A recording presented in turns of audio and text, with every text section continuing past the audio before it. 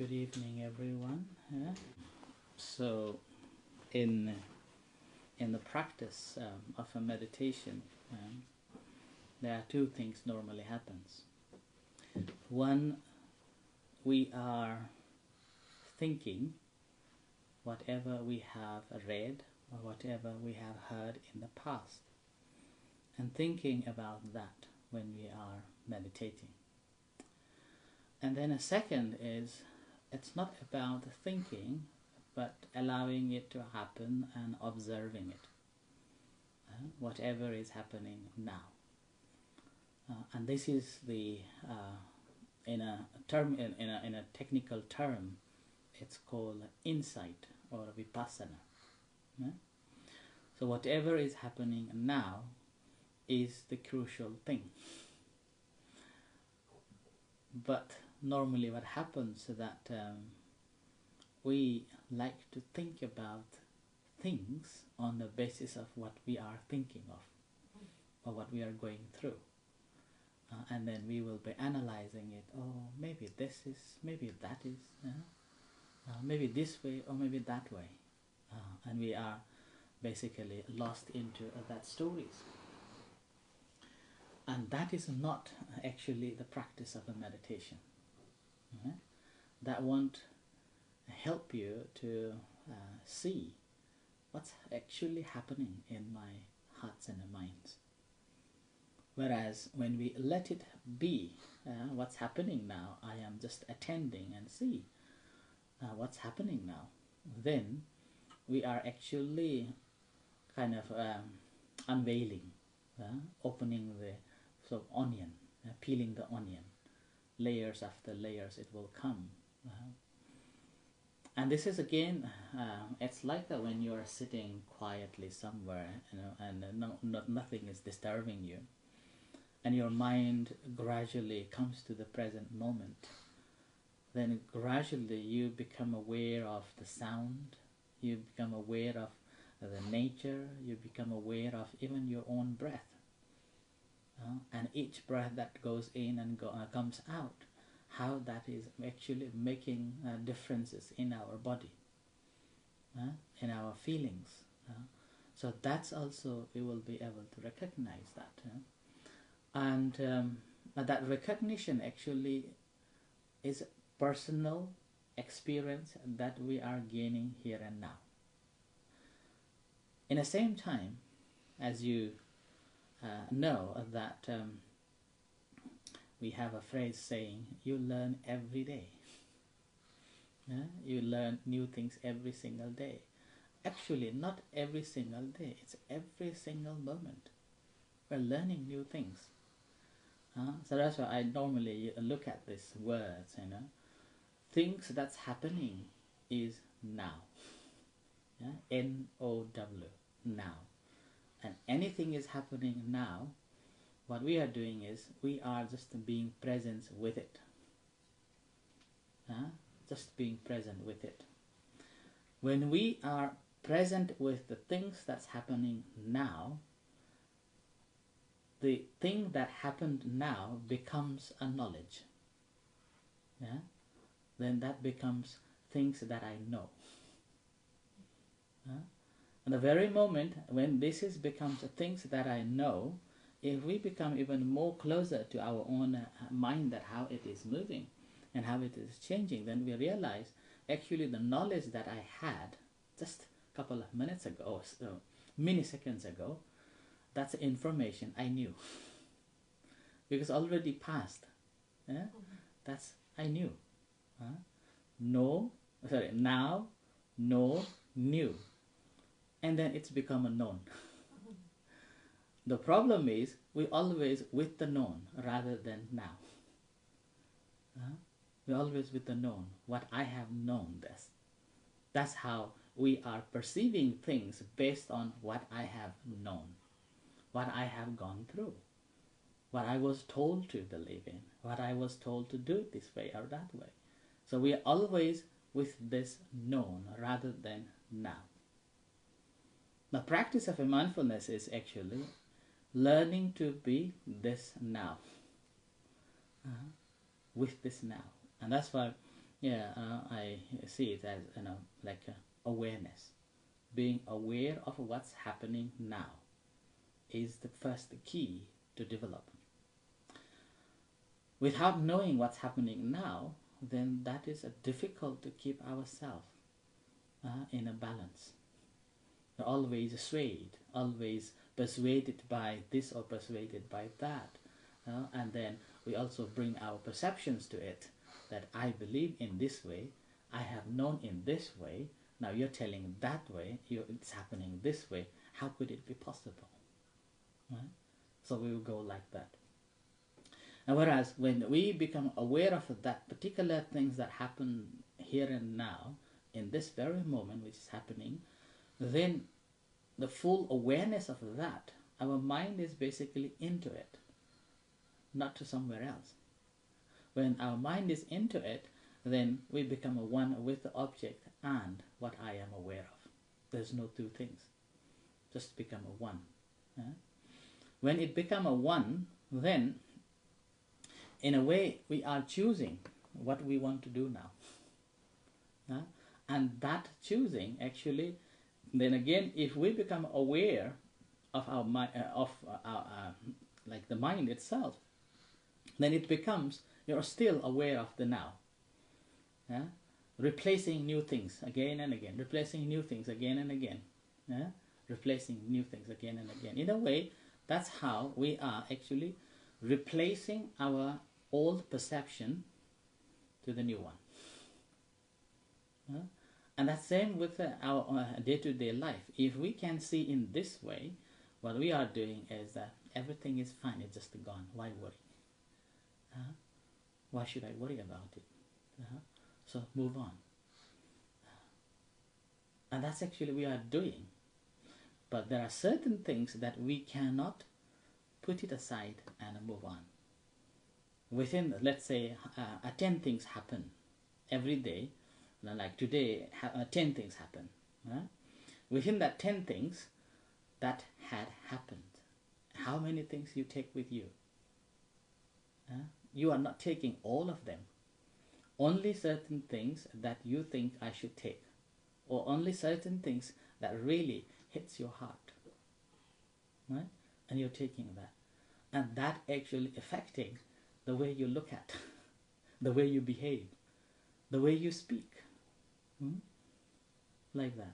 So that's why the practice of a mindfulness meditation is actually, this is happened, and now this is what I am, and now I need to move on. So always new things, you're learning new things, moving on, moving on, moving on. So with that, we are actually having a new perception all the time. Developing our so-called brain every day. I remember long time ago when we were in Constitution Street, there was one gentleman came, and after a couple of visits, and then one day I was talking about certain things, and then I mentioned that we have to grow our brain. Do not keep a brain small. It's not just the body, we have to grow our brain too. And that really offended him. I didn't know. He didn't turn up. He never come back. And after a couple of years later, I met him somewhere in Aberdeen, one of the gatherings, and then he came up and said, "Oh, I know you." And I also know him. So. And then I said, "I know you too." Then I asked him, "Oh, I haven't seen you a long time. Why didn't you come?" Then he said, "Oh, you said that I have a giant body but a very small brain."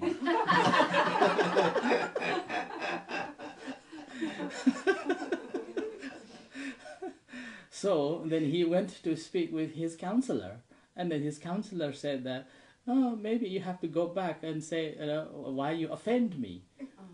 So then that's how he never turned up. But my intention wasn't in that way that no, he's like a giant and a small brain, but my intention was to, we have to grow in our brain as well, basically growing knowledge and understanding. So sometimes communication can lead to different.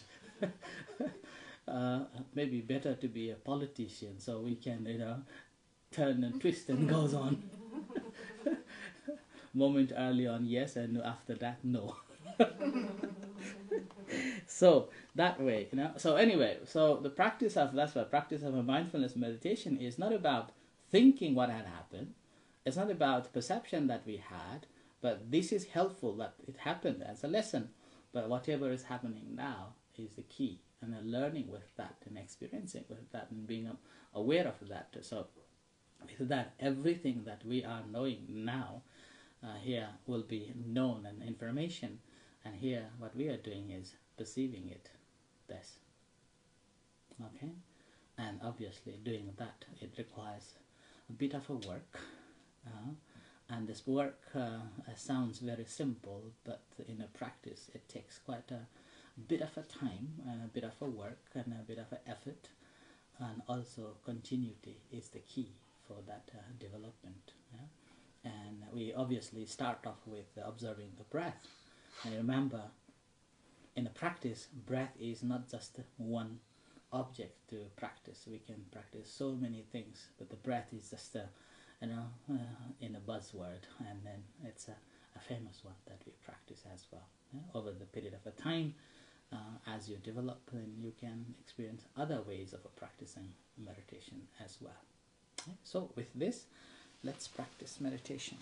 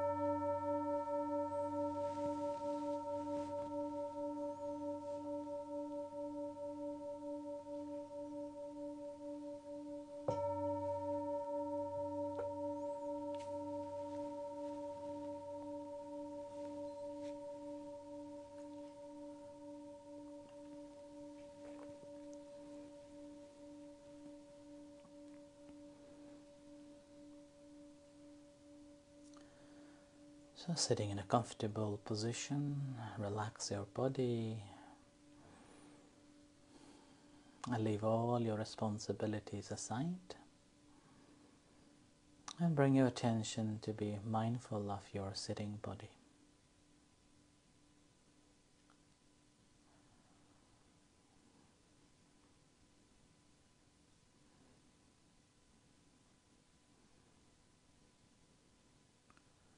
Observing that the body is sitting on a cushion or on a chair, a pressure between cushion and a chair, and a relax.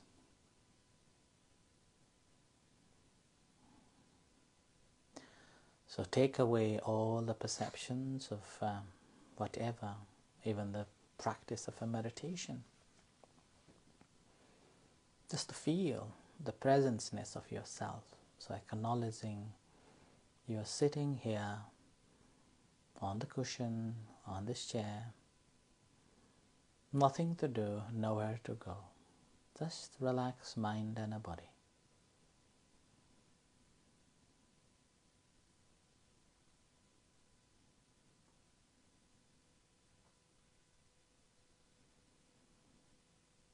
And as you bring your mind and a body in the moment here and now, mind beginnings to observe and feel this body. And how are you feeling in this body?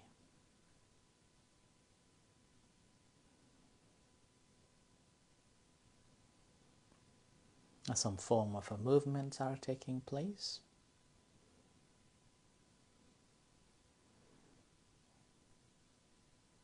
Or some form of sensations around.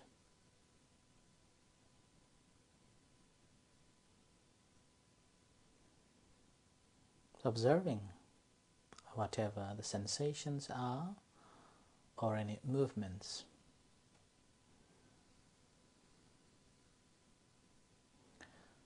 Try to notice the nature of it without interfering.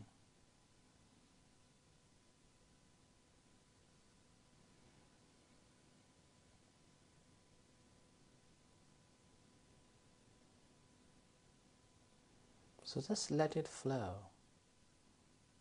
like sitting at the bank of the river, watching the river flow.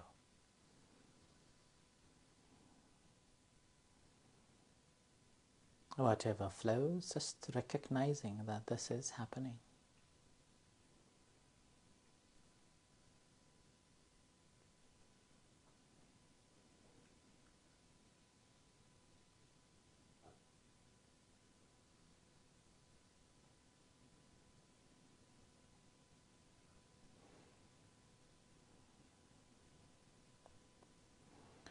When you're closely looking at your body in this way, you realize that these movements taking place are pretty much oftentimes the mind simply recognizes the breath coming in and going out. A natural breath, normal breath, without any intention to pay attention to. Basically, mind observes it as it comes in and as it goes out.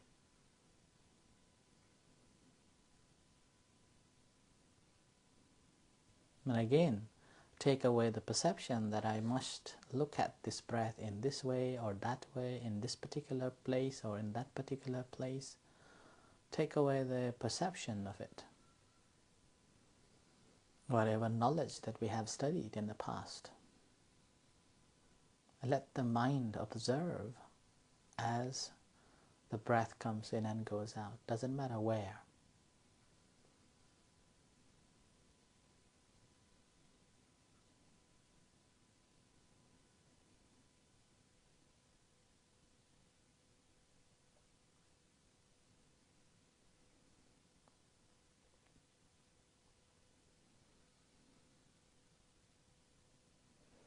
And as you are observing in this way, you may notice that there are certain places that the breath is more predominant, taking place and again, and I can observe that again and again.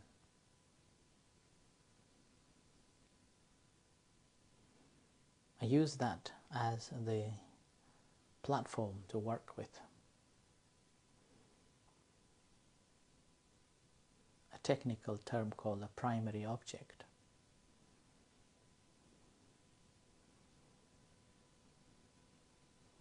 And once you have recognized that primary object, I try to keep the mind there and observing this breath, incoming, outgoing, and as it in comes and out goes, what sort of a sensations creates, and what sort of a feelings are there, and how is mind attending.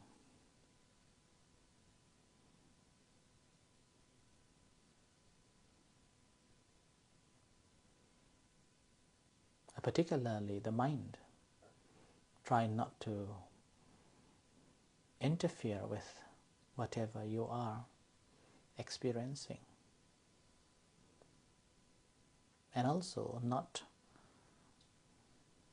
having this thought of a pleasant or unpleasant, or could be this or could be that sort of a thoughts.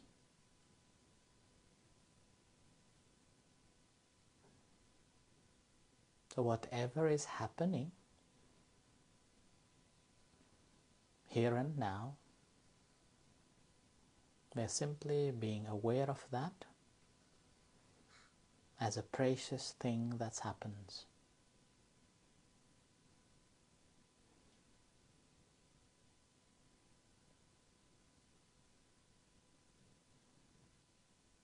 So precious things that we are attending to. And while you are attending on it, now and then if mind goes off to other things and distracts, simply recognize that, release and return to the breath again. Not rush. When it is distracted, simply attending there and aware of that and let go. And back to the breath again. Or observing, acknowledging, noting, and let go. And then back to the breath.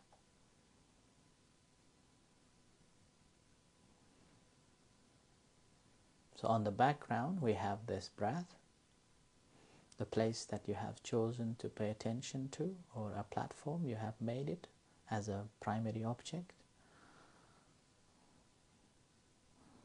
And whatever other things happen, just observing it.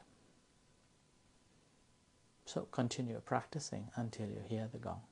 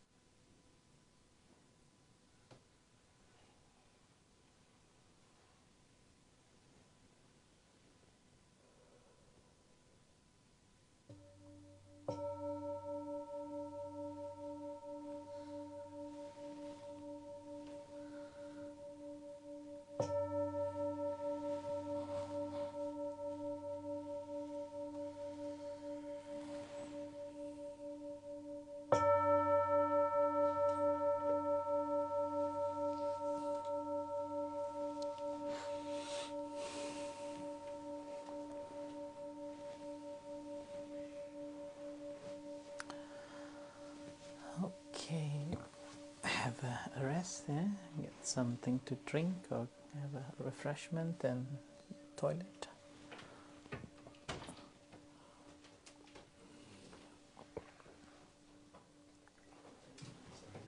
Right, so Wednesdays still a theme of the teachings. So 4445578. Password to be the Buddha. 35 things. 37. 37. Sorry? So it's 4445578. Yeah. 7, 8. 7 and 8. Not 7, 8. Okay. Alright, so that is actually the fundamental teachings of the Buddha. Okay, and this teachings is known as Bodhipakkhiyadhamma. Bodhi means enlightenment, Pakkhiya means wings, and Dhamma means the principles. So principles that makes you to be enlightened. So that's why I give a number to get to the flight. 4445578. So if you have this number, then you can go to the Buddha. Sounds so easy. Okay. Now, so there we have to look at it in two ways. So number one way is remembering these numbers and then including not only the numbers, what are there. Each numbers that signifies so many things. And that's the 37 factors of enlightenment. This is called as the 37 factors of enlightenment. So that's the educational way. So basically we are trying to remember it so that we can speak about it. So that's one way. Another way is a practical way. So in a practice, one single breath, if you pay attention to it clearly and you are aware of that, all 37 factors done. One single shot. One single shot, all these 37 factors done. So First of all, we will learn the first way, and in the meantime, I will try to give you some guidance or here and there how when we are practicing it becomes relevant. Okay? So, 444. First four are known as the 4 foundations of a mindfulness. Okay? So 4 foundations of a mindfulness. That is contemplating in the body, contemplating in the feeling, contemplating in the mind, and contemplating in the phenomena. Now remember this 4. Now within this 4 again, if you go detail, it's again divided into 21 divisions. Okay? 21 divisions. And within those 21 divisions, there are subdivisions. Okay? There are subdivisions. So let's say the first one, first factor, that is the contemplating on the body. So within this one factor of contemplating in the body, there are another 6 subdivisions. And one of them is the breath. One of them is the breath. Now remember, breath again is not just a breathing in and a breathing out.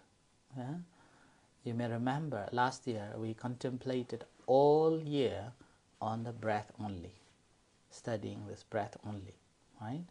How many different types of breaths that we discuss and practice? 16 steps. So 16 steps. So 16 stages or 16 different ways of practicing breathing meditation. So it's not just the breathing in and out. And obviously at the end of the study I also mentioned that all the 16 stages of breath again, single shot. If we able to manage to pay attention to one single breath and comprehend in it, then whole 16 stages becomes one. Similarly, in this first factor or first contemplation in the body, so the first thing comes is the breathing meditation, right? And within that breathing meditation again, it's divided into 4 different types, right? Like that. Am I confusing you?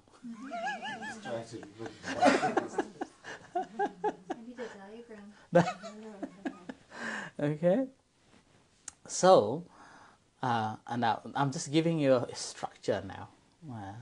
So that's giving you that within that how many factors are there. And this 4 foundations of a mindfulness is the one that has got so many classification, but the rest of others are much easier.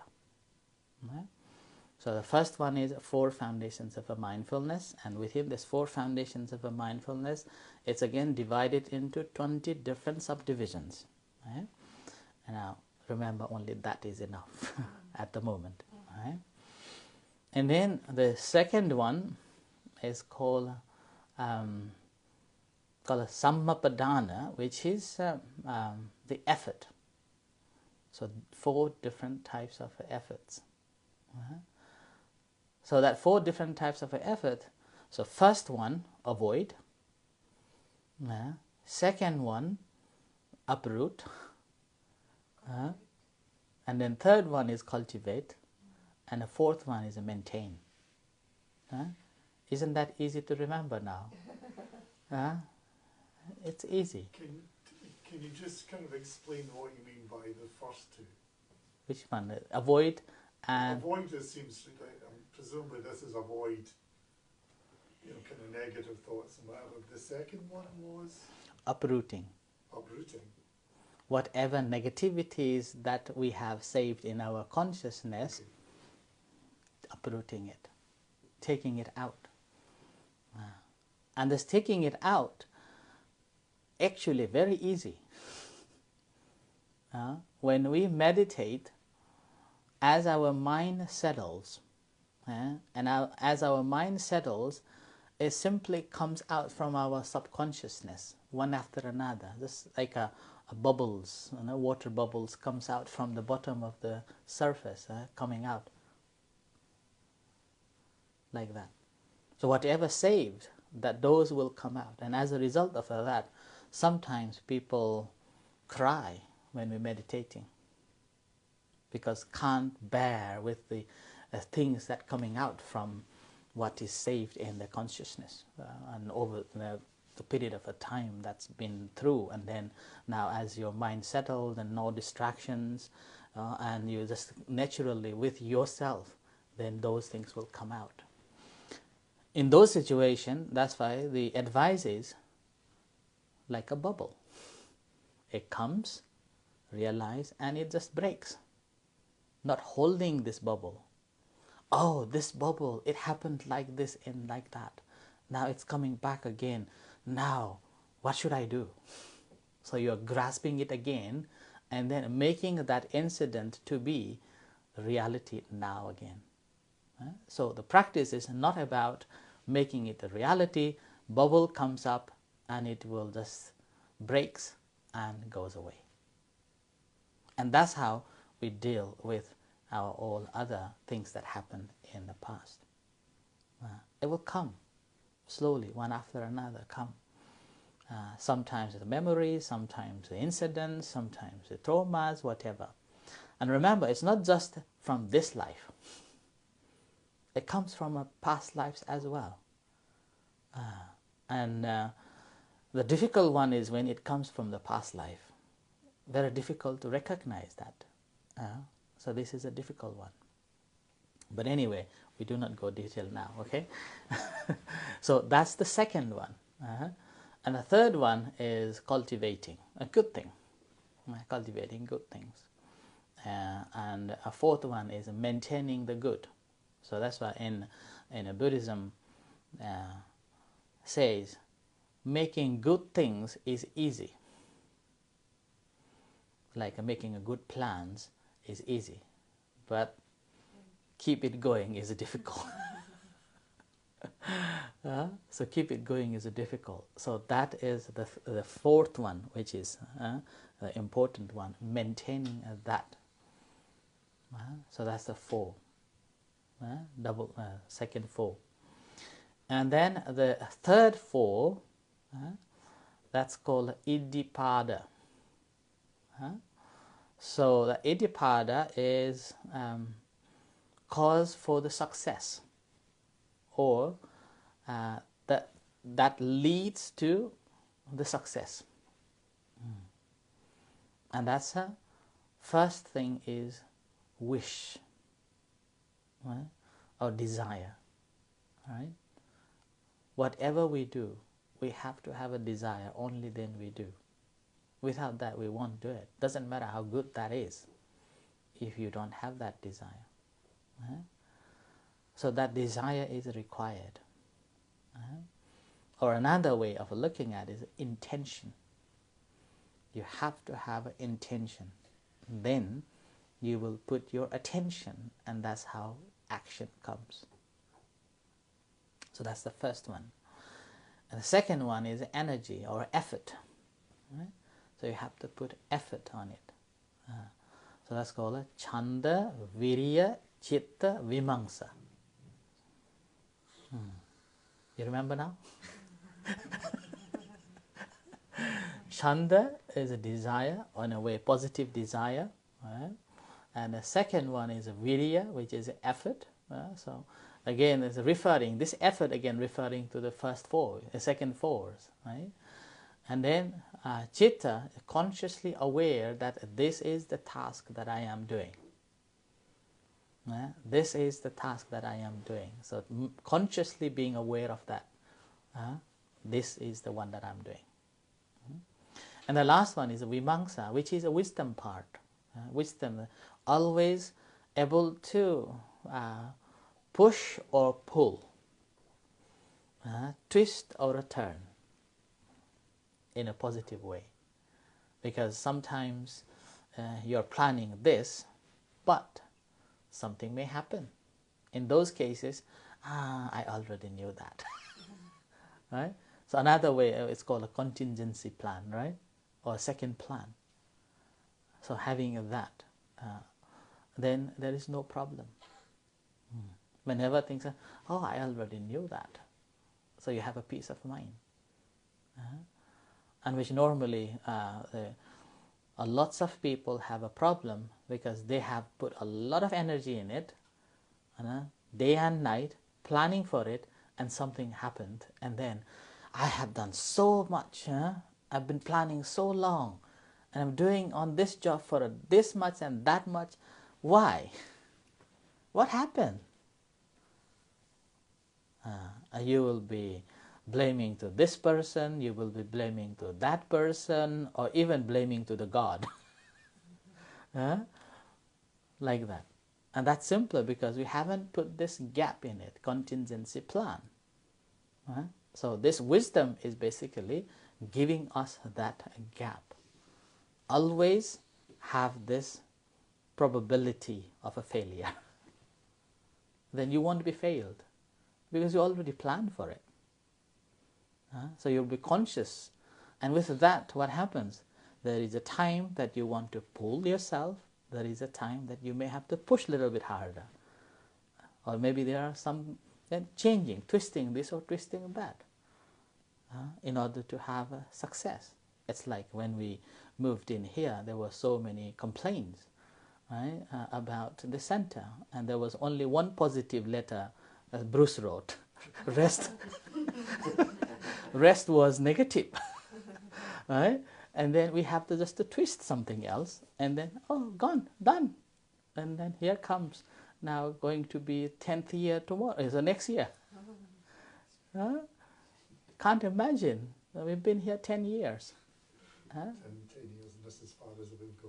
I know, why have we not reached Nirvana? You forgot the password. Can we do this 10 years? So that is the vimamsa, the wisdom part. Having a clear awareness of things, what's things happening, how things are happening. And in that situation, what have I done? What should I do? And that's the thing. So 3 fours, right? And what is next? 2 5s. 2 5s. Well done. 2 5s. Okay. So the first 5, the 2 5s, but the same one. Okay. Only numbers are different. Right? But the same teachings. Right? So the first 5s, that's called faculties. And that's basically, we have to put those and lead by it. So we have to have a confidence when we are meditating or whatever we do. First thing, we have to have a confidence in it that I am doing with a full confidence. And then, after having the confidence, again, you have to do, not just a confidence. I can do this, I can do that, but you're not doing it, then it doesn't lead to anywhere. Right? So you have to do it. So the energy or effort is there. And then you have to be mindful as well. How you're doing, how you're carrying it out. And you have to concentrate on that. And again, coming back to the wisdom, you have to have a knowledge, sufficient knowledge in it. Once you have all these 5 together, these all 5 becomes the power. Initially, it's just the faculties. Initially, these are confidence, the effort, the mindfulness, concentration, and wisdom. These are just the faculties that you are developing in order to get the success. Once you have full confidence in it, then that becomes the power. So the second 5s, same, but from the faculties, now it's a power. Can you do the Pali words as well? Ah. Oh. Read it out just. So the first one is a Saddha, Virya, Sati, Samadhi, and Panya. Okay? So Saddha, confidence. virya, effort, sati, mindfulness, samadhi, concentration, and wisdom, the panya. So that is faculties. Now you have a full confidence in it and you have a full understanding of it, then that becomes the power. Once you have got this as a power, what happens now? It's like you have a car, full petrol is in, MOT done, all the maneuvers are fine, everything is perfect. What do you need now? Learn to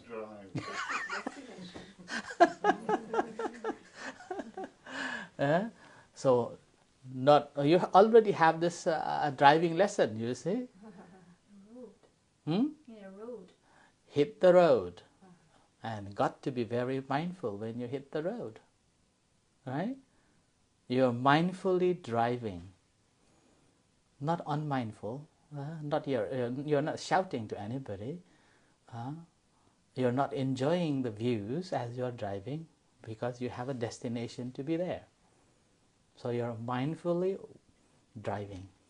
So the first factor, that's a 7. First, 7. 444, 555, and a 7. Can I then just throw maybe a spanner in the works? back when I was younger, very famous book at the time, Zen and the Art of Motorcycle Maintenance. And it was about the sort of Zen influence on doing things in all the different ways, and about unconscious actions that you practice so much that you don't think about it. So with driving, there seems to be you're not thinking about it, which kind of goes against the mindfulness. I just think there's a slight tension. Yeah. So, when we are learning to drive, we are very conscious of everything. Yeah. We know when to push the brakes, we know when to push the gas pedals, and then when to change, when to look at the mirrors, and we will be doing perfectly everything as we were told to do. Otherwise, you won't pass. Right? So that time we are conscious of doing everything. But because of being used to with it, after we have driven for some times, we neglect it. We neglect it. And because of that negligence, what happens? We are not conscious of what we are doing. And that's the same with the driving. We're driving, and subconsciously, because of the skill that we have developed, things happening, we do it straight away. But sometimes we do not know, why am I doing it? So that's why that moment we have to undo again in the practice of meditation. So we have to undo the lessons again because of so much going into it. And then we attach to it and we think, oh, I am so good, I can meditate for hours. But you haven't developed the wisdom. You haven't understood the reality, what's happening, what you're doing. So that moment you have to undo again. Same with the driving. If we are not, normally we do like that, without noticing straight away. But if according to the practice, if you are really into it, then you realize that every time when we see, when we hear, that triggers so fast that our mind actually know it and then move it. But we simply not being conscious of doing that only. We're not aware of doing it, but mind already know that, because in order to take one action, our mind has to go 17 stages. 17 stages of working that gone through, then we take one action. So that's why at that moment we are simply undoing it, to be mindful that why am I doing? What is the reason of that? Because I have seen this, and then I'm doing it like that. Okay. you understand now? You get the Yeah, idea? it's just as I Yeah, said, just yeah. I can see the kind of tension Yeah. between that Mm-hmm. unconscious action Mm-hmm. and you're also trying to be mindful. Yeah. And I think it's I think it's very easy to kind of link them together. Mm-hmm. Mm-hmm. Yeah. Well, that's another way. I remember. I think I have told this a story. Maybe Lynn or you can remember. When I was in Bangkok learning about the meditation, and one of the retreats, our teacher asked, before going into the teacher's question, the story was there was a very serious practitioner, a lady, a very serious practitioner, and then in the retreat centers, you have to walk very mindfully. You have to be mindful of every move, slowly being mindful of that. And it happened that she was the only person had a car. She's supposed to drive, right? And what happened was the master got an appointment to go to the hospital, right? She was assigned to drive a car. Now, a time was given. A master straight away went into the car, but this lady was mindfully walking. Right goes thus, left goes thus. Then the master said, you got to be practical. Right? So that's another. And then the master asked us was, when you cross the road, how would you cross? How would you cross? So you got to be very mindful of all what's happening around. So this is actually practice. You can practice, but have to know the situation as well. How and when to do it. It's like there's another simile was given. You can't ask a caterpillar to walk in 2 feet.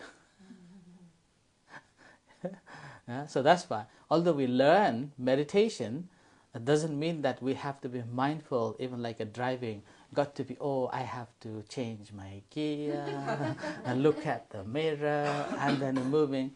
No, got to be in practical, in the practice there. So doing in that very moment. So that is that's the beauty actually. So that's why I normally, and sometimes I call it mindfulness on the move.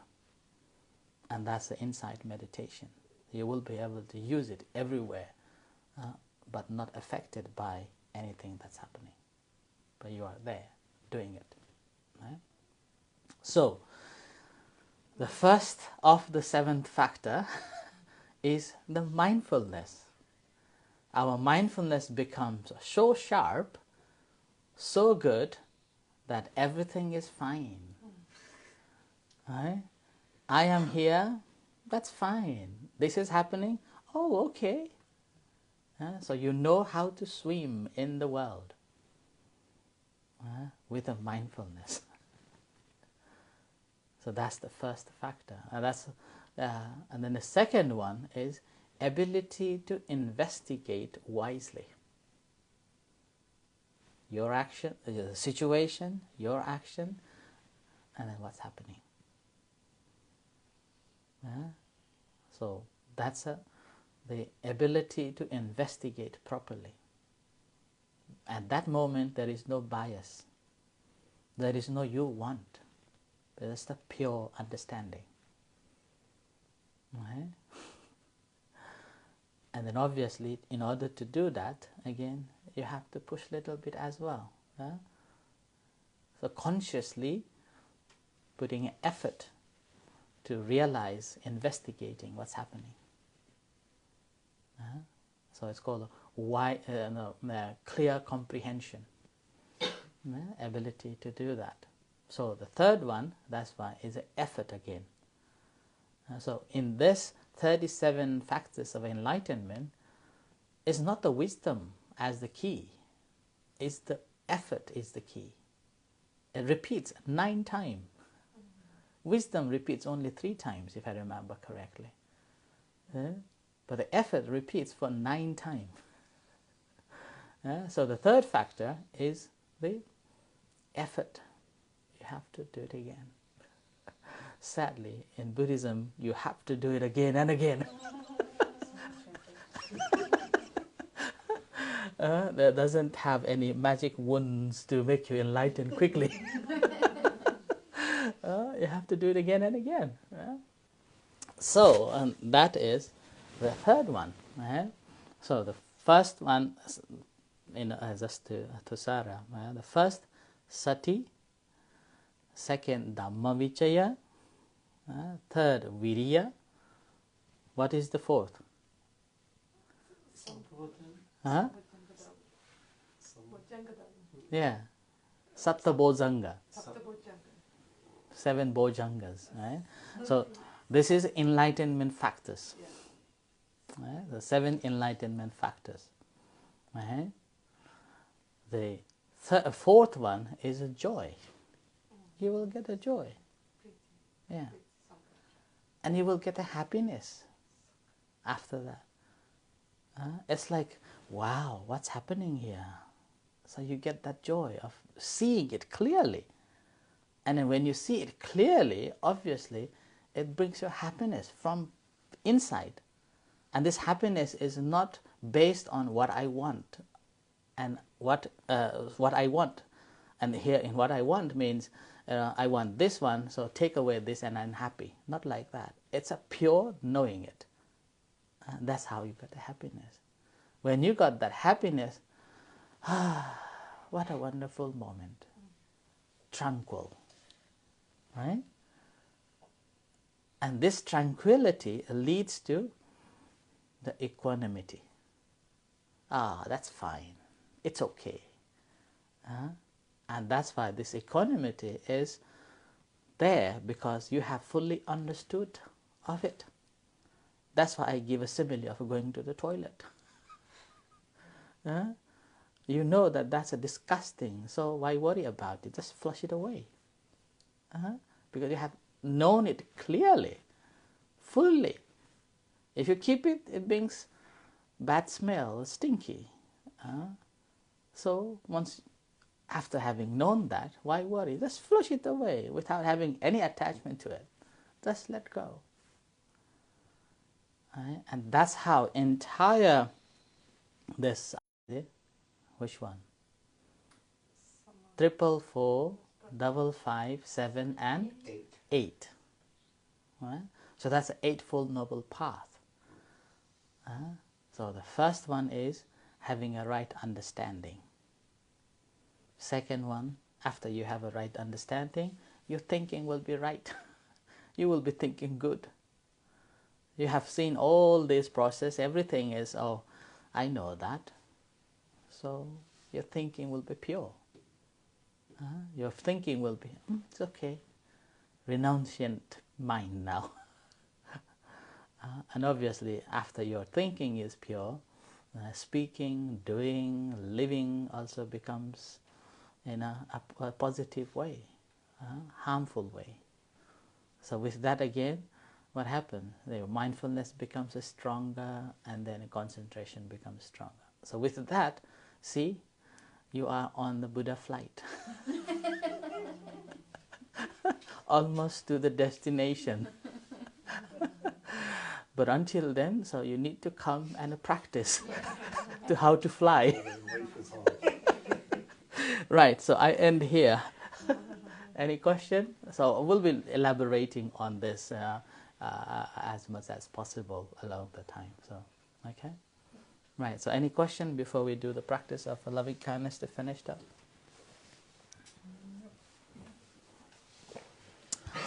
Okay, right, so let's practice loving kindness meditation to finish up.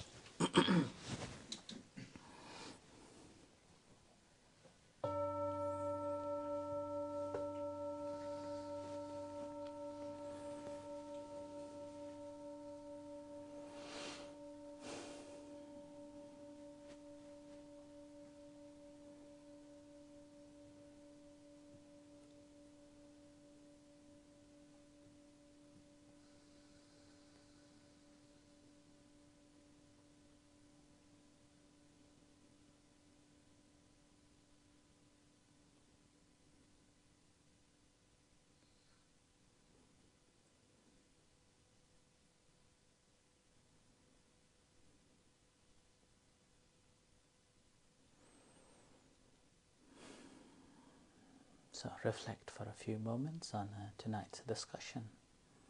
The topic, the 37th of Enlightenment Factors. 44455 and 8.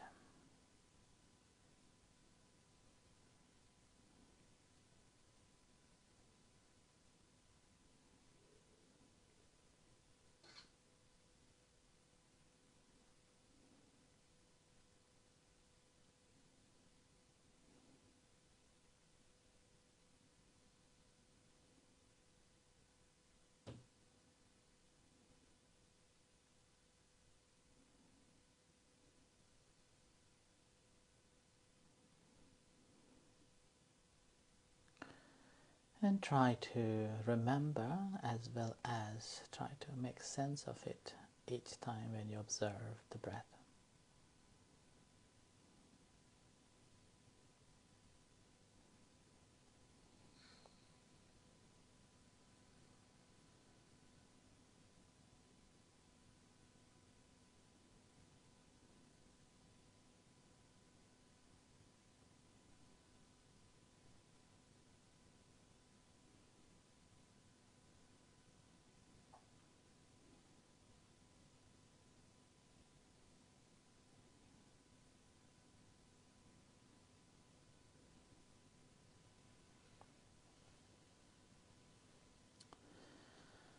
And now we will practice loving-kindness meditation. So relax yourself and bring your attention to the body. Observe the bodily sensation.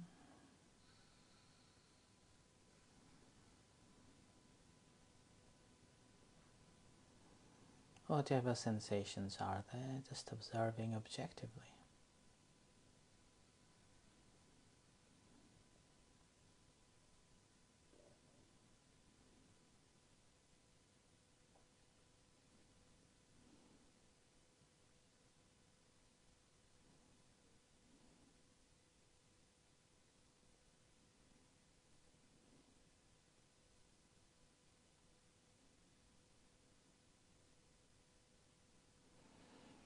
And bring that attention to your hands.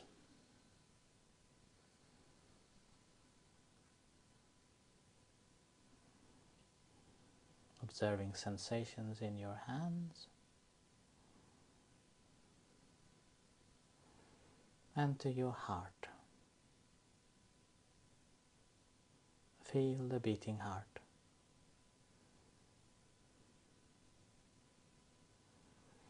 And if you can't feel the beating heart, physically smiling connects you.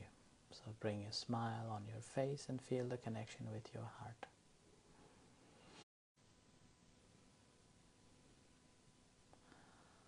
It's not just a word that we are reciting in our heads, but got to feel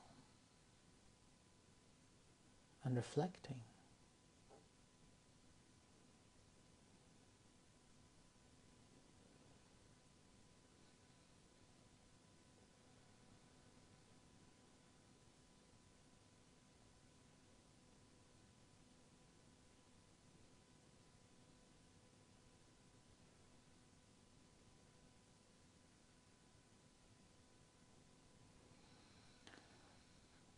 Similarly, sharing loving kindness and compassion to all other sentient beings, starting from near dear one, or any particular person that you think they need the most, bring into your mind and sharing these loving thoughts.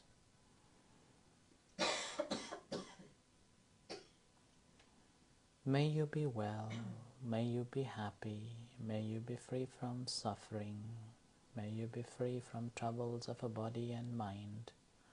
May you be liberated, liberated.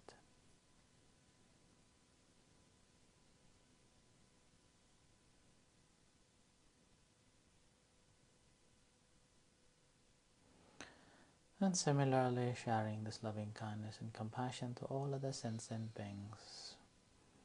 Beings in this room, in this city, in this country, on earth, in the universe. Whatever beings there are, visible and invisible beings. May they be well, May they be happy. May they be free from suffering.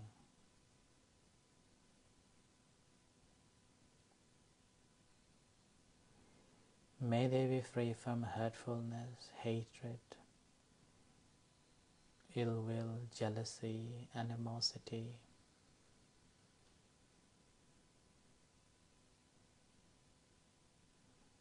May they be free from troubles of a body and mind.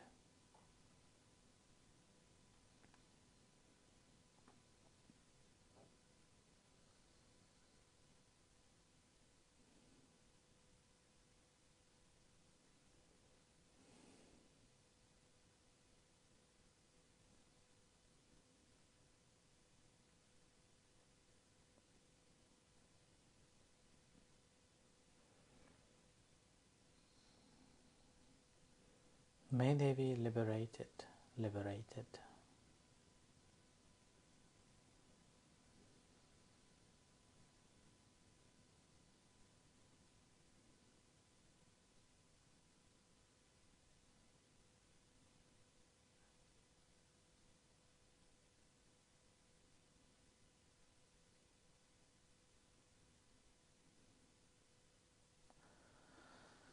Now bring your attention back to your hands. Feel the sensations in your hands.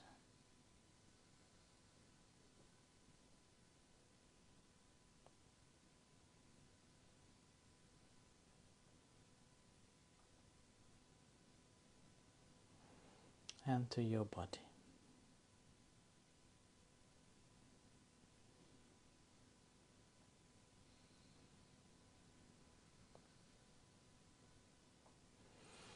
And to your eyes. Feel the tensions in your eyes or whatever sensations are there. Just be mindful of that.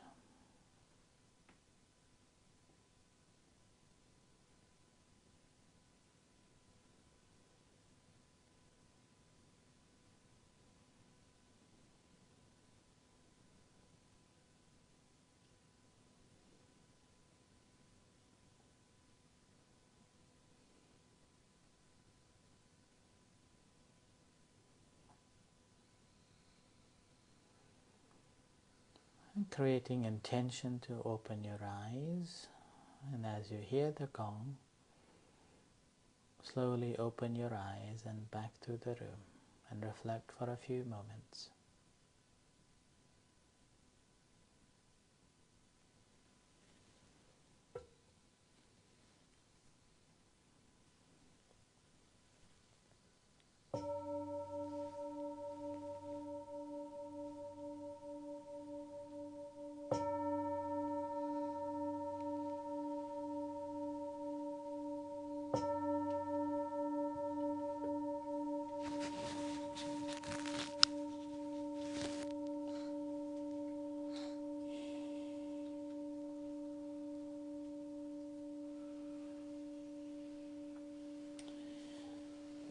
Let's pay respect to the Buddha to finish up.